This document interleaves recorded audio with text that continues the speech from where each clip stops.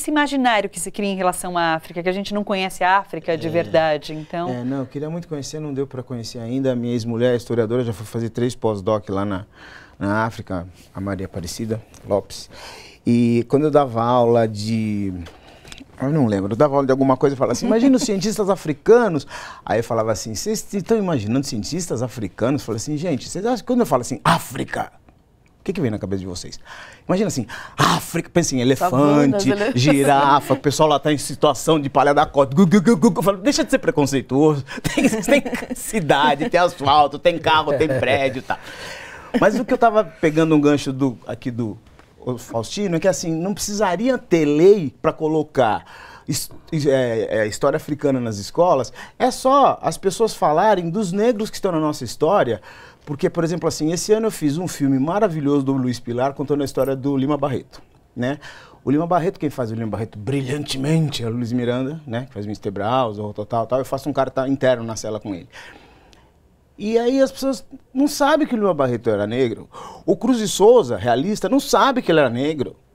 O Luiz Gama. O Rebouças. O Rebouças. Machado de Assis embranqueceram. Embranqueceram o Machado. O Luiz Gama, que tem um busto no Lago do Arocha, ninguém sabe que é do Luiz Gama. O Faustino tem um livro maravilhoso, chama A Luz de Luiz, que é brilhante, entendeu? Agora eu vou participar o filho do Karl Hamburger, que é o Tom Hamburger, ele tem um programa na Futura que chama Canal da História.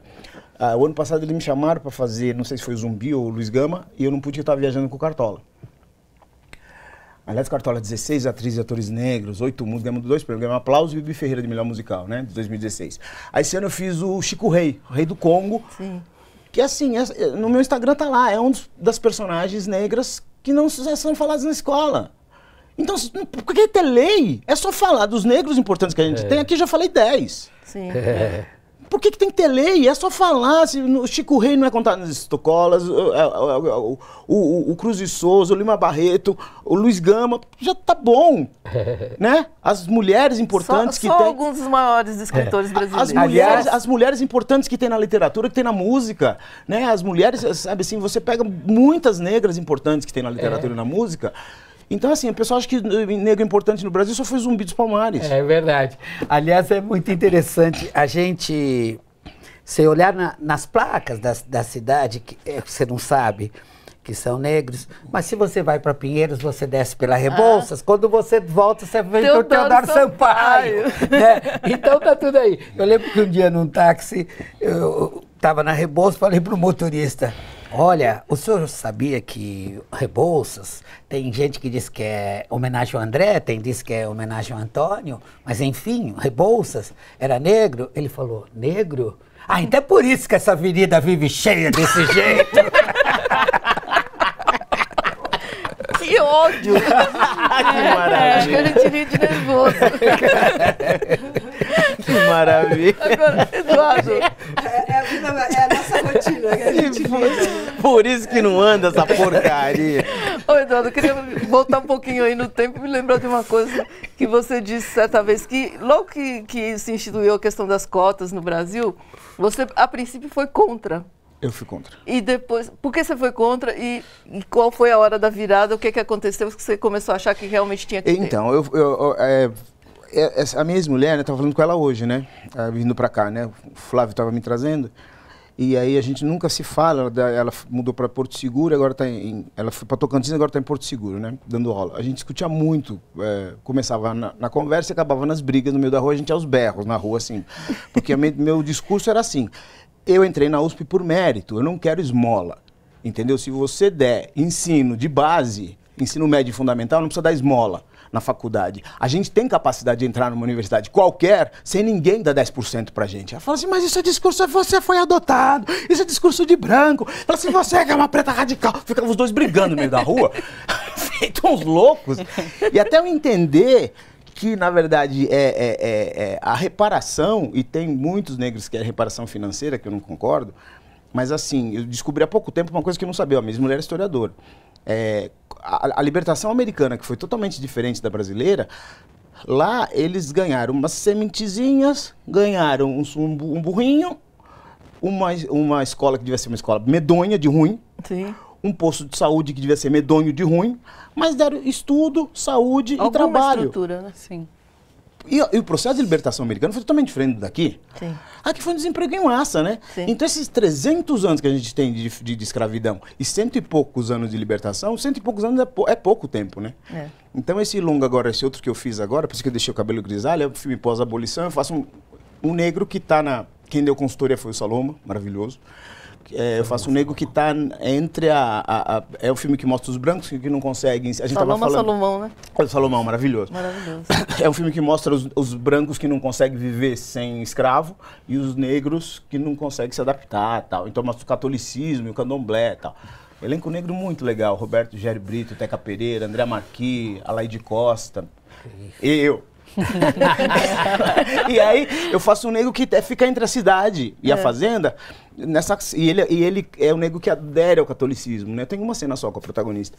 Então, na verdade, é isso. Os negros ficavam na fazenda fazendo o que sabiam, em troca de comida, ou iam para a cidade, né? Não tinha trabalho, não tinha trabalho. Não, e tem uma outra distorção histórica que há quem diga que quando veio o 13 de maio, no dia seguinte, aquela montanha de negros todos desempregados, sem casa, sem comida, sem nada, e muitos optaram por ficar na fazenda, que pelo menos era um abrigo e tinha o que comer, né? E aí as pessoas falam assim, veio a abolição, teve um monte de gente que nem quis.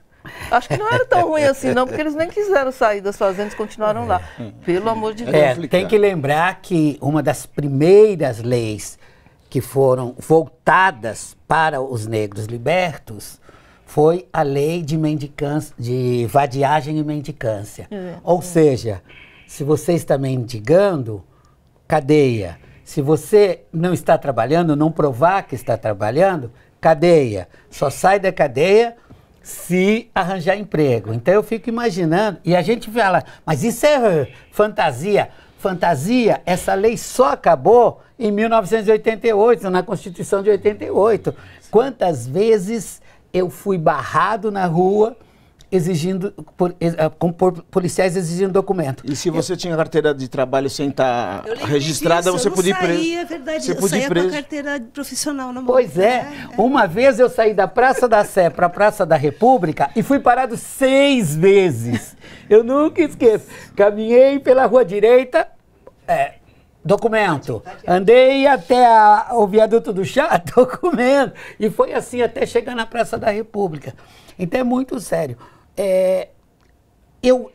Vendo agora essa questão deste festival de arte africana, eu fico pensando o seguinte, o nosso imaginário africano é muito de passado. Nós não temos ideia do que é a África contemporânea. Exatamente. Né? E como nós, tem um apresentador, um narrador esportivo muito famoso, que estava narrando um jogo de um time africano e ele disse assim, vejam como correm esses africanos. Também eles têm aquele espaço todo lá para correr. Então, eu fico pensando, o que ele pensa que é um campo de futebol num país africano, né? E eu falo, essa coisa, esse imaginário é muito sério, né? Eu, por exemplo, às vezes me flagro nessa África mítica, né? Essa coisa do passado, etc. Mas está aí, aliás, o último entrevistado falou disso, claro, né? Era exatamente. isso. A África está pulsando, está viva, né? O que tem aqui, tem ali. Não tem, mas é muito viva. Sim. Há muito que contribuir. Só que nós olhamos para os africanos que estão na cidade e pensamos em refugiados, párias, não estão fazendo nada aqui, etc. E a gente não pergunta que contribuição essas pessoas podem trazer para a gente, né? Exatamente. Então, dá-se subempregos, e se vira, ele está conseguindo comer, está resolvido o problema. Mas e por que a gente também não vai saber, opa, o que ele tem para trazer para a gente? Assim como trouxeram os escravizados. Trouxeram muitas tecnologias que não existiam na Europa, né? Eu soube há pouco tempo também, eu não sabia, mas soube há pouco tempo. Muita coisa, muita coisa. E o né? legal é que assim, a gente, como o Oswaldo falou, a gente não como acham, né, que a gente é representativo só no samba e no futebol, né? nós negros estamos representados em todas as áreas acadêmicas. Teve um trabalho na PUC há pouco tempo que eu participei, eu fui assistir, né, uma mesa lá falando que por que os negros estão mais representados nas áreas de humanas. E estavam mostrando que tem negros na área de biológicas, né, em medicina, em psicologia, em veterinária, educação física, tem negros na área de exatas. Né? Então, grande parte é na área de humanas. E a gente está representado na culinária. E, na verdade, assim, era para a gente ter sido dizimado, né? Porque os índios foram dizimados, os donos da terra foram dizimados, né? Parece que quando chegou, eu não tenho ideia porque eu não lembro, mas parece que quando os portugueses chegaram aqui, tinha, sei lá quantos milhões de índios, 5 milhões, eu não sei quantos milhões. Índio! Lembrando que eles, donos da terra, e que eram chamados de negros da terra. E aí imagina nós que fomos trazidos de lá para cá, era para terem desaparecido com a gente. E como biólogo é legal, porque assim, eu comecei a entender todos os problemas genéticos que a nossa raça tem, tipo pressão alta, câncer de próstata, que eu não sabia que negro tem maior quantidade de câncer de próstata do que branco, anemia falciforme, e habilidades. Tipo assim, tem uma explicação genética por que os negros têm mais